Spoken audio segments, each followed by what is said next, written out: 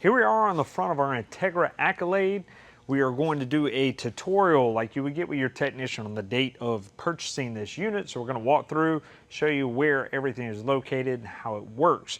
We'll also have a few tips and tricks along the way if you want a deeper dive on these items as far as some diagnostics or maintenance or anything like that. You can find that in the helpful hacks section of our Great American RV YouTube channel. While you're there, make sure you hit like and subscribe so you don't miss the next video.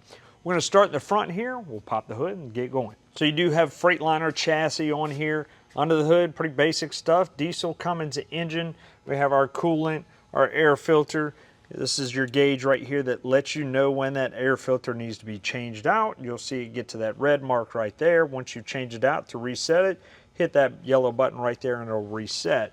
Windshield washer fluid. It's pretty much everything on the passenger side. Let's go over to the driver's side and we will have our engine oil dipstick right there. Our fill will be right there at the top of our engine. We'll have our fuel filter right here. Our little piece right here to go ahead and drain that out of the canister. That way we can go ahead and change it out. We also have our power steering reservoir. We have chassis fuses right here. Several other fuse panels and everything that have to do with the chassis all right here under the hood. Where our fuses for our house side for the unit will be in a separate place. We'll go over where that is shortly. Of course, all maintenance, air filters, oil changes, fuel filters, all that stuff is going to be on the customer. We need to make sure we maintain this stuff properly. That way, Freightliner warranty is still in good standing. Any warranty work that has to do with your chassis will have to be brought to a Freightliner dealer. Our driver's side, we can see right inside our door, we have our battery disconnect right there. That is going to be for the chassis, so meaning the engine portion of things, that'll be the disconnect for that. We'll go over all the interior stuff once we get inside. Just wanted to show you that real quick. We have our DEF fill right here, our plug-in for our block heater if you live up north. That's where you're going to plug that in for that. And the first compartment here, we have our 12 volts. All these batteries right here, these are sealed batteries, every one of them. So these four are going to be our house side of things. So it's going to operate everything on the RV side. And then these two batteries right here, those are going to be for our chassis. So once again, our engine portion of stuff for those two batteries there. It's a rollout tray. We can just push it back in, make sure that those are latched whenever we put them back in. We want to pull it out, lift them up, and that'll pull out. We'll see a couple of resettable breakers right there. Those are automatic resets. They will trip if things get too hot, which means it's overamped. They'll automatically reset on their own. We do have other fuses and stuff throughout, like I said, throughout our unit. We'll show you the ones that are manual and where everything's located. All right, so in our first compartment here, we can see our Xantrax system. This one is a Freedom X 2000. This is an inverter. What an inverter does is it changes 12 volt power, so our battery power, to 110 power, so we can utilize that if we are dry camping or traveling down the road. We don't want to have to run our generator, stuff like that. We have a residential fridge in here, so we're going to want to have 110 power to keep that running while we're traveling. And in turn, our alternator on our engine will be charging those batteries whenever it's running and you're traveling down the road. We'll have another remote panel for this on the inside. We'll go over how that operates in a little while. For now, I'll just show you out here, you do have this breaker on here. If this system is ever overamped, it's not working, you want to come out here and check that right off the bat. This first circuit board we see right here, that is going to be for our slide out system. We can see we have an under floor mount slide system right there, that bar. We have our motor right here. And that whole system is for our slide out on the driver's side of the unit. So that controls that. Our operation for that is going to be on the inside. We do have an override video on how that operates in our helpful hacks section of our YouTube channel. There we'll see our 30 amp solar controller from Go Power. That is going to transfer solar power into charging power for our battery system if we want to utilize that whenever the sun's out, it'll be charging up those batteries. Behind this carpet panel right here, we have a lot of our circuitry. These are for all of our 12 volt system. We'll see these breakers and stuff right here. These are all DC breakers. If we see the little yellow lever flipped out, then that means that is tripped and we're no longer getting power. The blue button simulates that being tripped. We just push that, it trips out. To reset it, just slide that back up in there. Continues to trip, then obviously we have an issue with our system. We need to get it checked out, but sometimes they just trip because they are overamped. This is going to be our battery disconnect for our house side of things. The actual button to control it is going to be by our entry door, but this connects and disconnects that battery system and prevents it from being drained down over time. If we look on the back of that carpeted panel right there, we're going to see our wiring diagram for all this stuff. So we'll see all our solar prep fuses, entry step, cord reel, generator, so on and so forth, a bunch of fuses in here. So if we have any issues with some of these items, we can come here, see if they have to do with any of the stuff in that compartment and get it changed out and fixed. Over here we have one of our gray tank valves right here. That is going to lead to that gray tank system right there. That is for your kitchen galley. We'll go over how the dump system works in once we get to that dump bay. Just know that that's where one of those gray handles are. Here we have our 30 amp solar controller from Go Power. We do have solar up on our roof, and that is going to transfer that solar power into charging energy for our batteries. That board right there is going to be for our slide out system. This is a below floor mount slide out. We can see by that rail that goes through there. That's our 12-volt motor located there. We do have a video on how to override this system. If that motor was to ever to go out, you can find that in the HAPS Helpful Hacks section. You can see all these bays, just pass through bays here and here. Until we get to this point, we see our low point drains right here. This is to prepare our unit for winterization. This is one of a few low points that we have on the unit. We'll show you where the other ones are. Winterization can be found in your owner's manual. As far as how to do that, that's where that low point drain is going to be located for this compartment here. It's also going to be labeled right there on the door. Dometic tanked water heater right here. It's going to have 110 and LP gas. We'll go over the operation of that when we hit the inside. Moving on, right behind our rear end, we're going to have our water bay. So we'll talk about now, we'll go over the operation of this system right here. All right, so we have our water control system right here up top, satellite cable for your cable connections going into your camper. Have a city water connection here, black tank flush right here.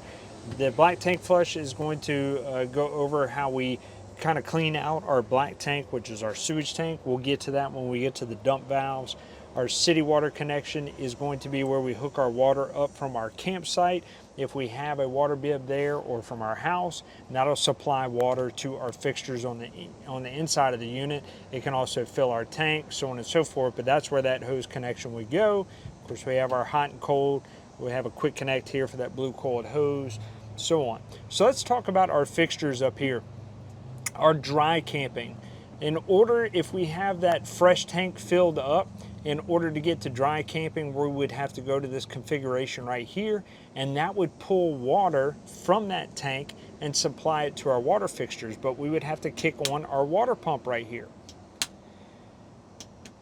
Our water pump is 12 volt activated, and it will go ahead and prime our unit and then keep running as long as we are in demand for it, and turn our faucet off. That pump will shut off shortly after. So just keep that in mind. You're going to hear it vibrating, perfectly normal. It's supplying water to us. But if we're certain that all of our fixtures are off and you hear that system vibrating and pumping, we need to go check our system, because one of two things: we're out of fresh water in our tank, or we have a leak in our system and water is going somewhere. So at which point we want to go ahead and shut this off and check those two things. From there, we'll jump over to our power fill tank, which is how we would fill that freshwater tank. So we would need a water source, so that would mean a water hose from the campground or from your house, whatever. We would go to power tank fill, that option right there, and then turn that water on, and that will begin to fill that tank. So we can monitor that from the inside with that monitor in there, or to make sure we don't overfill it. If we do overfill it, it's okay. We do have an overfill hose on that tank that spits the water out on the ground. So if you see water everywhere, I'm gonna come over here, shut it off, because that tank is full. We also have our city water connection. So this is if we have water at the campground or we're using it at our house, whatever, we would turn to this configuration. turn the city water on, supplies water straight to our fixtures. So if we're using that, we want to turn our water pump on off. We don't want to have that on while we have city water hooked up, because there's just no need for it. It supplies pressure to have it. There's just no need to have it on, so just shut it off. We have winterize and sanitize. We'll kind of talk about those in sequence. These are our two different valve setups.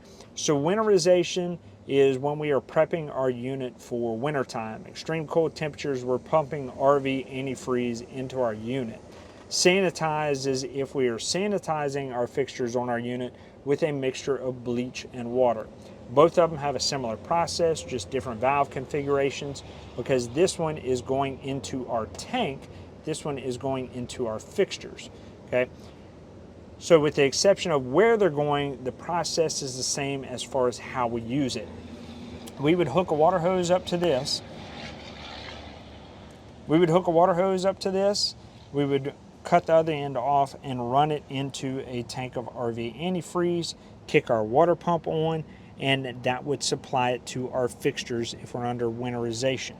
If we are doing sanitizing our system via the tank, then we do the same thing, water hose here, then the other end goes into a bucket of bleach and water solution, kick our water pump on, it sucks it out of there, supplies it to our fresh tank.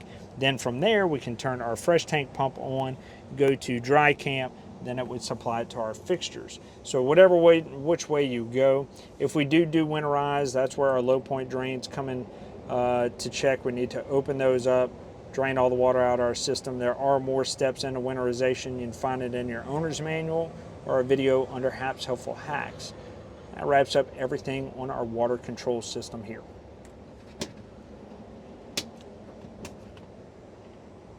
Oh, and a little red switch right here is for our light up top.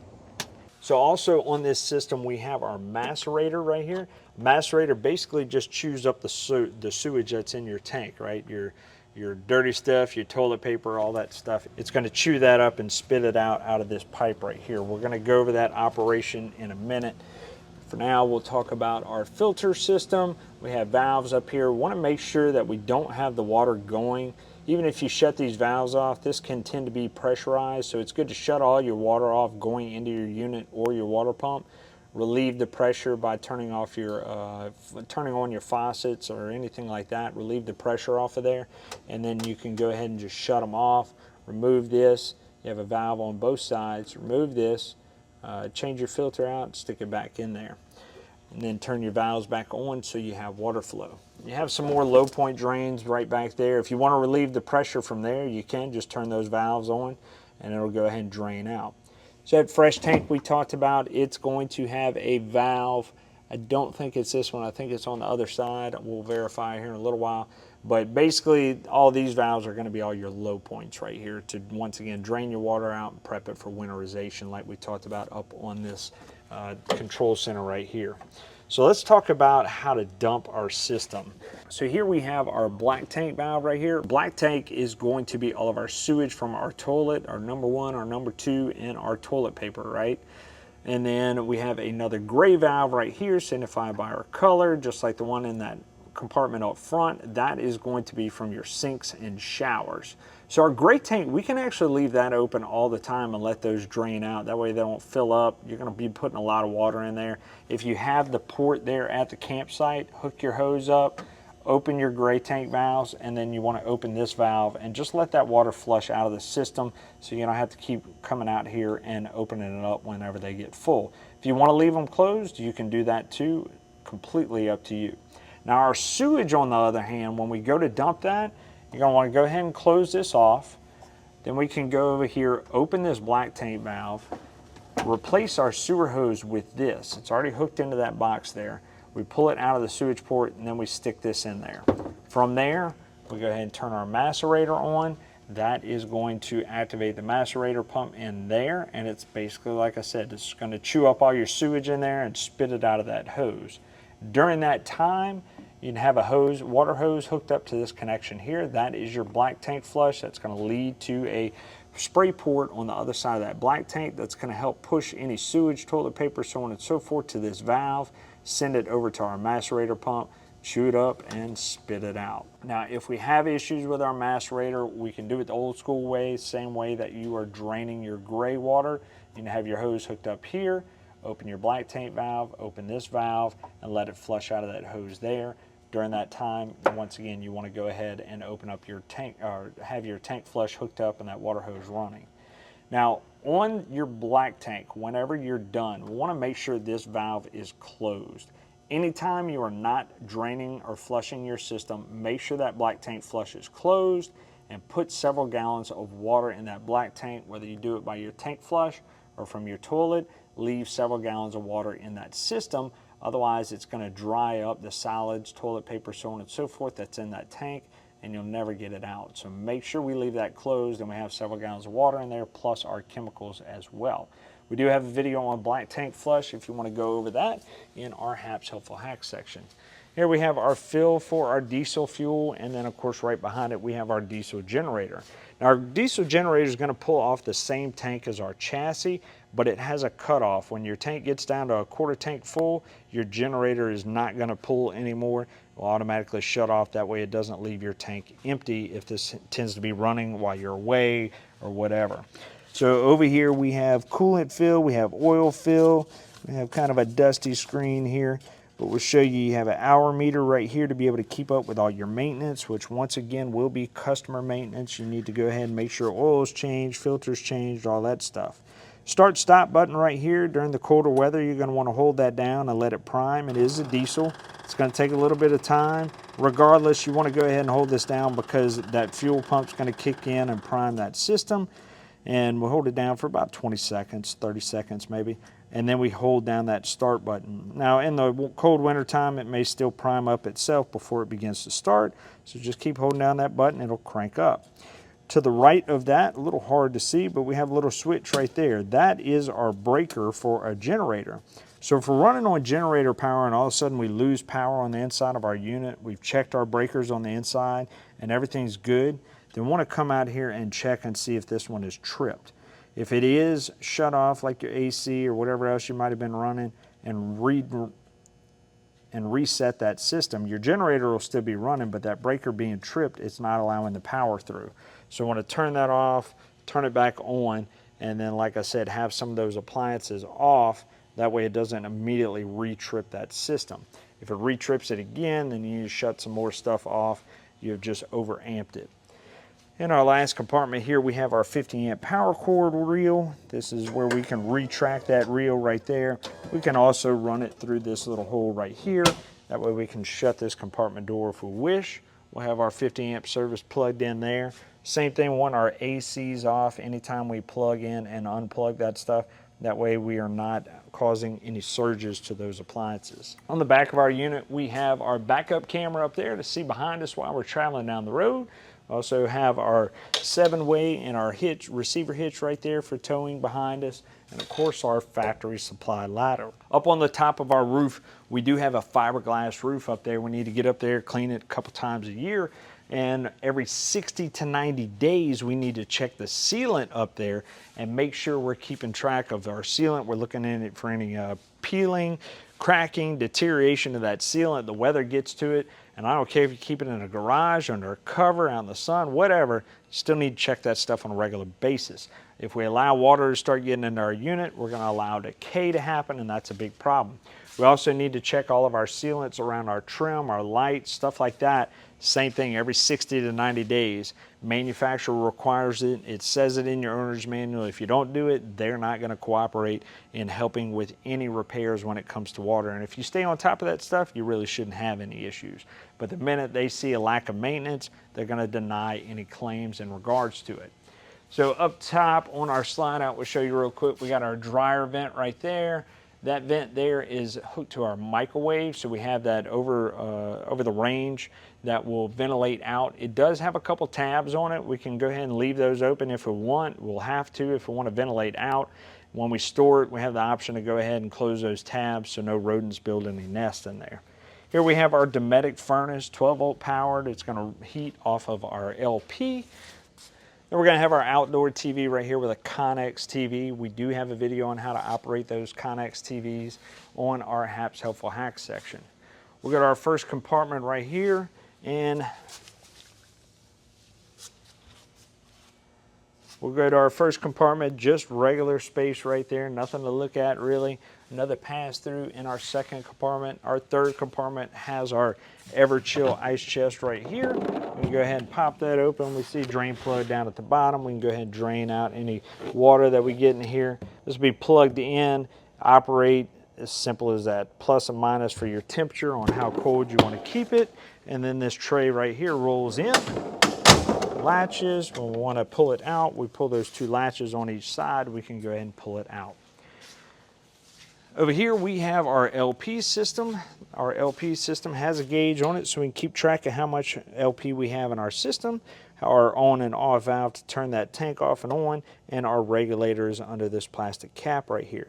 These two fixtures right here are used for filling that tank, so you won't have to worry about that.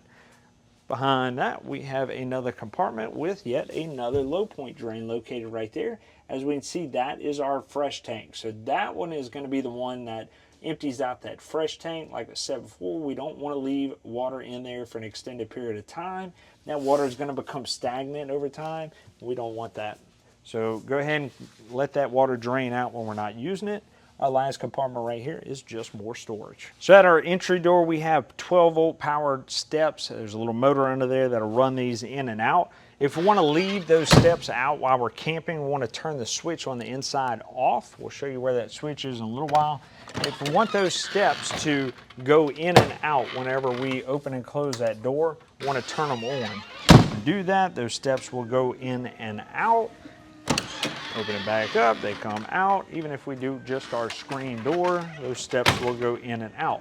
It does have a little magnet on here that detects when these steps go in and out, or when that door is closed rather.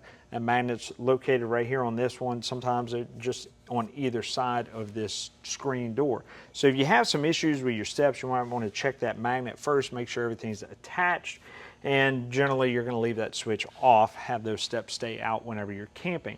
Now it does have an ignition override. If you forget to kick those steps back on, when you crank that engine up, those steps will automatically go back up whenever you have it in gear. Once again, another video on how to override that system if something ever happens to it. We can go ahead and override those steps. Let's talk about our awning next. We do have an awning right there above our door. Not too much to worry about on that one. That one is mainly if there's windstorm coming in, want to go ahead and roll that in.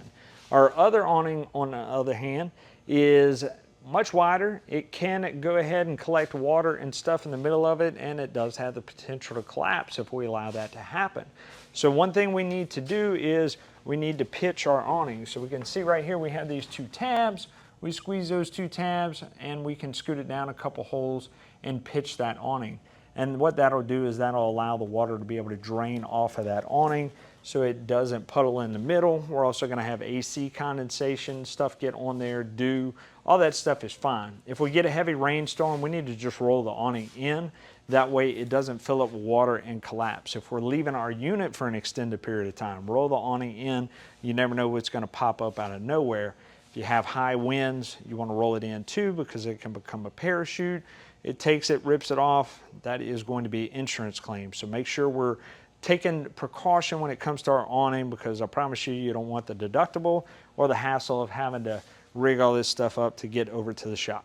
All right, as we walk into our entry door, we have our main power disconnect right here. That is going to be for the RV side of things. So the 12-volt batteries that we talked about in that bay over there, that is going to be for the house side. We have our chassis side over there by that door. Whenever we store our unit, if we are unplugged, want to make sure we shut both disconnects off so it conserves the power on the batteries. If we don't, something's going to be feeding off of them and those batteries are going to be dead. So we want to make sure we turn both of those off. Anytime you are using your camper, you know, driving down the road, plugged in, anything of that nature, you want to make sure that that's turned on. So anytime you are stored, unplugged, turn them off. Pretty much every other time you want to make sure they're on. Otherwise, that charging system is not going to be charging those batteries while you're plugged in. Here's your on-off switch for your steps right there. This is for our awning above our door right there. We can see that rolling in. Once again, 12-volt powered. We'll show you where the fuses for all that stuff is in a little while. Not much in our little compartment right there. Little coat rack. Over here we have a touch panel. This is going to be for our porch lights, our main ceiling lights, our awning, accent lighting, so on and so forth. We can also extend and retract our awning from there. And we have a light master on and off. We kick that off, all our lights turn off. We're going to see a lot of redundancy. We're going to see this on our touchscreen panel, but we're going to see it throughout our unit as well. Multiple places to control the same components throughout our unit. So just keep that in mind.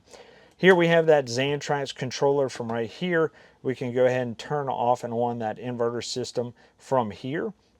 Once again, this is only going to operate whenever we're unplugged from shore power or that generator is not running. We're changing 12-volt battery voltage to 110. There is a video that goes over a little more information on this, but it is basically just plug and play. You're going to kick this on, and that will operate your inverter system. Next, we'll go over our front cab. All right, let's duck down into our cabin. Of course, like I said, we have that Freightliner chassis. We have on the left side, we have our power windows, our mirror heat right there below it, our mirror controls left and right there at the top. We have our lock and unlock. We have that battery disconnect we talked about right there for the chassis side. Our ignition. This is how we tilt our steering wheel right here. Blinkers, brights, all that stuff. Windshield wipers right there on that control. And our seat adjustment is going to be on the front here. Kind of hard to see. Let's see if we can fix that. Hang on. All right, we got lights. Here we have our adjustments to go up and down with the front and the rear of that seat. This one will be to run that seat back and forth. Over here, we're going to have our park. This is an air brake system. Of course, it's a diesel, so we got air brakes on here. It does not have air bags, just air brakes. Over to the right, hazard lights, dome lights, front wheel lights, our automatic traction control spin. We can turn that off and on, and our engine PTO right there.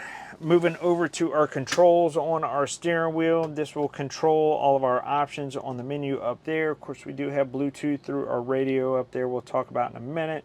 Once again, more Freightliner options for the chassis there. Moving back over, we do have our controls for our AC and our equalizer leveling system. We'll talk about that right now. We have our equalizer system right here.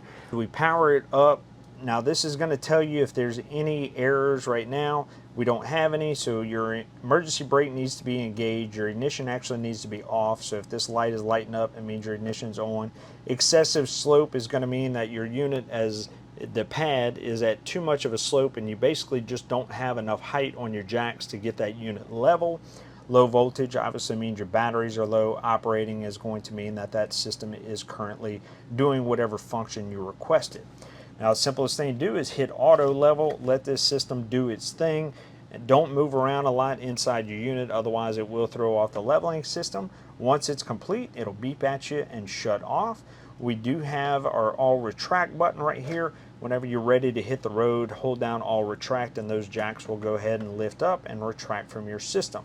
Now, if you let this system sit for a little while, you come in your unit, when you crank your ignition up, you will have a little beeping alarm on here because it will drop down in pressure. All you have to do is come over here, hit all retract, and that system will go ahead and repressurize, and that alarm will shut off. We do have Bluetooth function on here. If you download the app for that EQ system, you can go ahead and link it to your phone and be able to operate some of this stuff from there. All right, over to the left of that, we have our auxiliary start button right here, the little gray button. That is going to jump your house batteries to your chassis batteries. So let's say your chassis batteries are dead, you're trying to crank your engine up, you need juice, we can push that button right there, and that is going to connect the two almost like you have a set of jumper cables going to it, and that'll bring power to our chassis side to be able to crank it up. Our USB port right here will lead to our radio up here.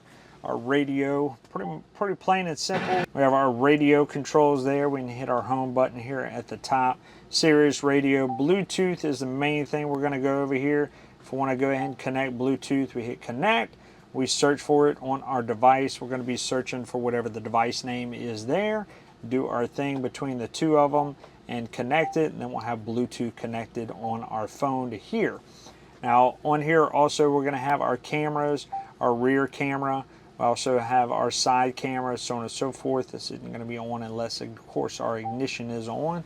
But if our ignition is on, we have our rear camera, camera 1, camera 2, that we can go ahead and view while we're driving down the road, or when we activate our blinkers or our reverse, that rear camera will come on, or one of our side cameras there. Last thing in here, of course, we have our air horn right here. We pull that cable, that'll blow the big horn. Another thing to note is that our unit on the house side is integrated with our chassis. So if there's a door ajar, including our driver, passenger, or our rear entry door over here into the house side of things, when we go to put this unit in drive by releasing our brakes right here, and the horn just starts going off like a car alarm, you need to check your doors and make sure they are all shut and closed tightly and properly. Otherwise that system will go off. Not too much to go over above our cab. We do have our net right here. We can go ahead and store stuff up there. Undo it with our buckle up top. We do have our extra piece right here. We can go ahead and slide in here for our bunk area. There is a ladder in the back that you can attach to here to be able to crawl up, and we can go ahead and shift it out of the way for more headroom to get in and out of our cab. Over to the left, we do have this little up and down switch. That is going to operate our shade right there. A little switch next to it clicks the lights up and down. Of course, we have our privacy shade right there as well. All right, moving on to the rest of our interior, we have USB ports and powered recliners. We also have our dinette booth right here that can go down into a bed. We would remove these bottom cushions right here. You'll notice this little bracket back here in the back. We're going to lift the table from here, pull the table away from the wall. We can see these teeth right here line up in the grooves of that. We'd remove these cushions, lay this table down, then we'd put the cushions back on top of it. To put it back, lift it back up, get it up against the wall, have it at an angle, and then we lock it back in. Over here, fireplace, 110 powered, so it's got a heating element in there. This is not going to be a gas heater or anything. It's just 110, so if you don't like the gas heat, you can use it. Kick it on. Our flame button right there, that is just going to change the color of that flame. Our sunshine is going to change the color of the rocks, and then our temperature thermometer right there is going to actually give us heat. So we can see there it says low, high, and then once it gets to L3 or F2, whatever, flame or light, then that means that that heater is off. You're also going to have a timer on there. You can set 30 minutes all the way up to 8 hours, I believe. It will run 9 hours, and then once you get to past that 9 hours, it is off. Shut it off right there. Once again, 110 operated unit. Our TV right here is operated by our TV lift button here. It is a 12-volt motor that is going to operate that. Once again, another Connex TV. We do have operational videos for those on our helpful hacks section if you need any help. This bed right here will fold out. You remove your cushions, pull this out. You got some legs right there. We got our Jensen or JBL radio system right here. We're also going to notice a GFCI outlet right here next to our TV lift. So we see two buttons on here. All of the outlets in wet locations like outside and in your kitchen are going to be controlled by this main GFCI outlet, if not a breaker at your breaker panel. So if those systems, those outlets are overamped or they get wet, this system is going to trip. That's what this test button at the bottom would be. And to simulate it being tripped, our green light will be out. So that's how you'll know for sure it is tripped. Come over here and just hit reset, and that green light should kick back on. If it trips again right away, then we have too many appliances, microwaves, griddles, stuff like that, blow dryers plugged into those outlets. Need to remove a few, or those outlets are wet, so we want to check that if that system keeps tripping over and over like that. In our compartment right here, we're going to notice our main port where this distributes out to all of our TVs. So we have a main TV, bedroom TV, exterior, and then just a supplemental, so that would be a 4 TV if we wanted. On the back here is some HDMI ports. You can plug DVD players, satellite receivers, all that stuff in here, and we can swap which one we want to use on any one of our TVs by just hitting that button right there and go through the cycle of DVD, satellite, whatever we have it coordinated with on the HDMI ports on the back. Speaking of satellites, we do have dual LMB ports right here that come down from our rooftop. We are pre-wired for a rooftop satellite right there. The coax is already ran. We're also going to have antenna on here, so that's going to go for the TV. We're either going to have antenna or cable channels that we're going to cycle through. If the campground has coax, then you run that to that port on the water bay out there, and then you'll scan for cable channels on your TV. We want to make sure that this button on the left, which turns this light off and on like this one, we want to make sure that that one is off when we scan for cable channels. When we are scanning for antenna channels, we want to make sure that light is on and scan for those channels. So that button would be pushed in, light is on, then we scan for antenna channels. If we leave it on when we scan for cable channels, it's going to scramble the channels, so we want to make sure that it's off. Our button on the right there, that one is for powering up a gateway system made by Winegard. You can upgrade to that system, and it's basically cellular Wi-Fi with you wherever you go. So we talked about our satellite prep right there. Open up this cabinet, might see a little bit better. We have our switch right here. That is actually for our satellite on this particular unit. We do have one. It's not just prepped. We have a satellite dome up at the top, and we would go ahead and run this to our receiver, and then from our receiver with the HDMI to right here, so we could have satellite with us on any of our TVs. Moving into our kitchen, we have our regular sink, and then we have an induction cooktop right here. That's going to take the special pots that come with your unit in order for that to work. So you'd be able to touch it. It's not hot unless you put that pan, that special induction pan on there for it to get hot.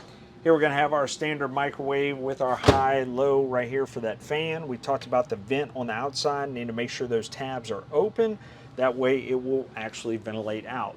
Residential fridge working on 110, your standard stuff, water, ice, change your temperatures right there. Big thing we need to keep in mind about our refrigerators is, number one, we have a travel latch on there for a reason. When we hit the road, we want to kick that in. But also, when we shut this system down, if we store our unit unplugged, generally we're turning all this off. We want to defrost our freezer, get the ice out of there, and defrost, put a towel at the bottom, get all the moisture out of there, or any ice that may be in there, and wipe both of them down after they've aired out. The biggest thing is you don't want any water draining out of here and damaging our wood framing around our fridge, because manufacturers aren't going to cover that kind of repair. So make sure we're staying on top of doing that correctly, otherwise we're going to have some damage. Over here we have our touchscreen panel. We'll go over that right now. So on our home screen, we have, once again, some redundancy with all of our lights and stuff. We have our light master. We have quick shortcuts to our AC system. We'll touch on AC when we actually get to the AC screen. Down at the bottom here, we have water heater electric and water heater gas. So that is going to activate our water heater, right? So electric is going to be if we're plugged in or running our generator. Gas is going to be if we want to operate off of our propane. Now, we don't have a gas stove, so we can't bleed the air out of our lines. That means that if we've stored our unit for an extended period of time with our propane off, then more than likely we're going to have air in that system. So what you might have to do is just kick this on, let it run. It'll probably go into a fault, but that's okay. Once it goes into the fault, just turn it off, turn it back on. You may have to do it maybe 2 or 3 times whenever you first crank up that propane system to get that air out of there, and then it should be working fine. Either one of these components, want to make sure we have water in our water heater tank out there. Otherwise, it could burn up our element on our unit if we don't have water in there and we kick that system on. Up here, we can monitor our tanks. We have our fresh tank, our 2 gray tanks, our black tank, and then, of course, we have LP up here as well. We can monitor from this panel. Our water pump can also be controlled from right here to go ahead and pull water from that fresh tank. Once again, an on-demand pump. Want to make sure that once we turn our faucets off, if we still hear that pump running, we want to go check, because either our fresh tank is empty or we have a leak somewhere in our system. We want to go ahead and shut that off and investigate so we don't burn the pump up. Our tank heaters are 12-volt mats that are hooked to our tanks to go ahead and prevent them from freezing up in cold temperatures. Our house voltage, our chassis voltage for all of our batteries right there. Our generator start and stop. AGS is an automatic generator system, and that is currently disabled. You can enable it from here if you want. So this is enabling our system. We hit enable. Of course, we heed our warning on there as far as if we are in any unventilated areas. If that generator kicks on, it is going to cause have some exhaust with carbon dioxide. We hold down that enable button for 6 seconds, come over here, and we can go ahead and change all of our settings on here. So what we use this for is if we store our unit unplugged, this can go ahead and monitor our current voltage on our battery, kick that generator on, and it will charge that battery up. So we can choose to start that at whatever voltage we want, 11.7, we can change it to 11.9, whatever. Have our time at start volts, which means that it needs to be at 11.8 for at least 60 seconds before that generator can kick on. That will go ahead and prevent it for if any high amperage items come on. It lowers that for maybe 10 seconds and then it goes back up. It doesn't kick that system back on right away. So we can change that if we want.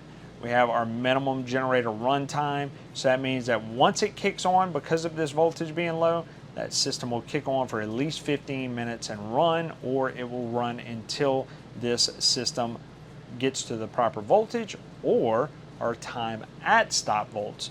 So that means that it will either reach that voltage or it will reach our max generator run time of 720 minutes and then shut down. Our time at stop volts, that's going to be how long it's been at 13.5. So 13.5 is charging voltage. That is going to mean that your batteries are charging when that generator is running. So it doesn't mean they're actually charged. So basically this is saying, hey, I want my batteries to charge for 2 hours. If you want it to charge any less, then you can go ahead and drop it down, but 120 minutes is going to be your max. Your generator start retries would be 5. So that system would shut off at 5. Of course, we can go ahead and adjust that with the maximum, once again, being 5. It'll give you 40 seconds between every retry of that generator. And then, of course, we can set our quiet time right here on the side with 10 p.m. shutting off, 8 a.m. starting up, so on and so forth. We can change all that if we want. Once again, giving you your generator hours as well. If we want HVAC triggers, that means it will pull off of our thermostat. So we'll click over to our thermostat real quick. If we have our thermostat set to 69 and it is within a range away from that, like this one right here, we're at 77 in the front, that AC will kick on and go ahead and cool our unit down to 69 degrees, and that will all be based off of our auto generator start settings. So once again, we're still going to be running off of our run times, our quiet times, all that, but our HVAC will be the trigger for that system. If you want to do both, you can do both as well. So our next screen after our home screen is our electrical, kind of the same stuff. We have our voltage for our system, we have our generator start, stop, so on and so forth, our automatic generator start system, our triggers for both of those. Once again, it's all just kind of redundant stuff. We have our solar. It will give us the voltage coming into our unit, our amperage being pulled off of it, as well as our watts being pulled in from our solar as well. We do have that Go Power solar set up. On this screen, it will give us the same thing, our voltage, our amperage, our wattage. This will give us our status for our controller. At this point, there's no faults in our system. This will give us a history as far as how our solar is operating over the past few days. And then we can also go into a setup. Our setup will allow us to change our battery type from AGM to lithium or flooded or gel. So depending on what type of batteries you have in this system, that is going to be where we change that, and of course our amp hours as well. Once we're happy and satisfied, of course we do have 2 batteries on this system, so we can go ahead and configure both. Once we're satisfied, we hit that return. It's going to bring you back to your main screen. I'm not going to take too deep a dive into solar. That's a whole nother ball game of subject right there, but this is where we can monitor it if we want to monitor how that solar is doing. Our next pad is going to be lights. Once again, a lot of redundancy in here with the same kind of controls, but it individualizes all of that stuff. We have our thermostat for our AC system and our heat. We have our rear and our front. Off to the right, that's going to be our current room temperature. The smaller number is going to be what we have it set at. Change that setting with the arrows there on the side. We have our cool option here for the rear. If we don't want that AC to cut on, we just turn that cool off. We have our fan option here. We can go ahead and kick on just the fan if we want to just circulate air, high or low. And then we have auto. Auto is going to kick that fan on and off when, according to what that thermostat wants to do. If our cool option kicks on, that fan, of course, is going to kick on. If we want that fan to run all the time, regardless of whether that compressor is kicked in, hit that high button, that fan's going to run all the time, or low as well. We have our front AC, going to work the exact same based on our cool, but we also have a heat pump on this system. That heat pump will kick on, and basically it reverses the compressor on here. So you'll actually have heat come out of that front AC. Now this is only good for knocking the chill out of your room. This isn't going to bring your unit down to warmer temperatures. If it's 32 degrees in your unit, it's just not going to work. It's not going to keep up. This is more for around 50 to 60 degrees, knock that chill out. You can kick that on, and that hot air will, or warm air I should say, will be coming out of the vents of your AC. Auto, high, low, all that stuff, same as what's over here. You can hit auto right here, and that AC will cycle between cool and heat pump as far as what your current temperature is. So if you have it set at 69 and it drops down to 60, your heat pump will kick in. If it is at 75, your cool will kick in. So it based on the different temperatures that you might have inside your unit according to where you are. Now your furnace, on the other hand, is going to be gas. This is what you're going to kick in whenever you have extreme cold temperatures. So if it's anything real cold, want to kick that furnace on, that is going to be gas activated in there. According to whatever our temperature is on our front, that will kick in. It won't have anything to do with our rear air here. That rear air is going to be on its own. Your front air is going to be your control for your furnace. So furnace is only going to work off at the front, but it will heat your entire unit. Vents, we have our bathroom vent. We can kick it on right there as well. Our slide out screen here, we have our bed slide, our dinette slide, our patio awning. Once again, another place to run that in and out, and our kitchen slide. Now all of our slide outs, awning, everything, the ignition has to be off in order for this to work. Of course, it's suggested that you level out your unit before you extend those slide outs. Now we talked about our dinette slide. That's that one right there. That is a below floor mount slide out with our motors down in the bay. Our kitchen slide is an above floor mount slide out, which means the motors are above the floor on here. There's little doors in the compartment you'd have to unscrew to be able to gain access and override that. We do have a video on that one as well. Once again, above floor mount. And then this is going to be a Schwintek slide for our bedroom slide. Once again, another video for that one on how to override our Schwintek slides. Our last screen is going to be our settings screen. We have our mobile app. If we want to download that, that's that mirror app. We can go ahead and put our ID code in, our PIN number, and we can operate some of these items from that mirror app. We have network diagnostics. This runs through our G12 panel, and basically this just runs you through what is active on our system. Mainly use this for diagnostics. You can hit faults. It'll tell you if there's any faults in the system.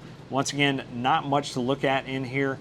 That is mainly used for diagnostics if you're on the phone with tech support. So here we have our screen brightness. We can go ahead and change what that is. Clean mode, we go ahead and kick this screen off for 15 seconds and go ahead and wipe that screen and clean it without it actually going into any menus or anything like that. Of course, after that time is up, we'll have access to our screen again.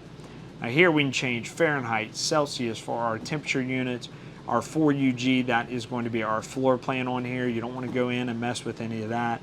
We have our time that we can go ahead and change here as well for our appropriate time inside our unit. Of course, you can also change it to the military time as well. All right, our bathroom, pretty plain and simple. We do have a vent here. We want to use that whenever we take showers for sure. Help get the heat and humidity out of here. That's controlled by our little switch right here. We go ahead and crank that vent up. That'll reduce the opportunity for mold and mildew. Shower, pretty self-explanatory, hot and cold. You do have an on-off right here on the shower head. Generally used when you're dry camping. You don't have a place to dump your water. You're trying to conserve your fresh water. We can do that easily by just turning that off and on in between showering, lathering up, and rinsing off. Our toilet right here is going to be pretty self-explanatory too. When we have our water activated, we'll hit that, and that is going to allow water to go through there and flush whatever down the drain. Now we're only putting number 1 and number 2 as far as sewage is concerned in that tank. We don't want to put anything else down that toilet. It may get stuck in valves, clog it up, so on and so forth. So only 1 and 2, RV toilet paper only, so it degrades properly, and of course our chemicals. Now the thing about flushing is if it's number 1, just liquids, we're just hitting that pedal and sending it down the drain. Number 2, want to barely push that pedal down until water starts coming out of that jet and begins to fill that bowl up. We want about half to 3/4 of the way of water. That way we have enough water in there to push those solids down the pipes without them getting clogged up. Make sure you're treating it with your chemicals on a regular basis so it's a lot easier to flush, maintain, and of course it's going to smell better too. In here we're going to have our washing machine combo right there, and then of course we have our TV with storage right behind it. Pop that open, more storage right there behind our TV. Just all one big slide out right there for our dinette. Our bed is on a slide. Our bed is on a separate motor on that slide out, so it has a lift on it. We can see our button right there to activate, and that bed will begin to operate and go down. Now, key thing is our slide out, in order for it to operate in or out, this bed has to be all the way up. So if you're at that touch monitor in the front and that slide out will not operate, you need to double check to make sure this bed is all the way up. Otherwise, it will not work with these 2 slide outs coming in because of space. We have a wireless port right there. You can go ahead and push it down, or we can pop it up. You have a USB option right there. Under our bed, we're going to see 110 and 12 volt fuses. So 110 outlets right here, another GFCI controlled breaker right here. We talked about the outlet by our front TV. We have a breaker right here that does the same thing. We have our 12 volt fuses right here, and then we can see everything is labeled right here as far as what all that stuff controls. So we want to be familiar with that. If something happens, we want to come over here and check it. You're also going to see a little blinking light, maybe hear a fan running under here. That is all for your converter system. That converter system is a 12 volt charger basically for your batteries. Anytime we're plugged into shore power running that generator, that converter is going to be on, so you may hear that fan run cooling off that system. We're going to have another set of breakers right here, once again labeled on the door for some of our 110 components. Last thing in here is going to be on our AC assemblies. We talked about how to operate them, but one thing about our vent flow here is if we leave these vents open right here, these are quick dump vents. It'll blow the air out and cool off just this area kind of quickly. Now, if we want air to circulate through our ducts right there all the way throughout the unit, we need to close these off so that air will now be forced through those ducts. We do have filters on here. We pull those 2 tabs down right there, pull that filter down, and clean those off so we're not restricting air to our AC. That wraps up everything on our Accolade. Well, we hope you found that resourceful, but wait, there's more information on our Great American RV YouTube channel. This channel right here, find the playlist Hap's Helpful Hacks. We go over different products in this unit, and we'll take a deeper dive with more diagnostics, more information, as well as helpful tips when you're out camping. Tell your buddies, tell your friends, like, share, subscribe, do all those awesome things on YouTube, TikTok, wherever you found us, and keep watching here at Great American RV Superstores, where we bring the how-to you.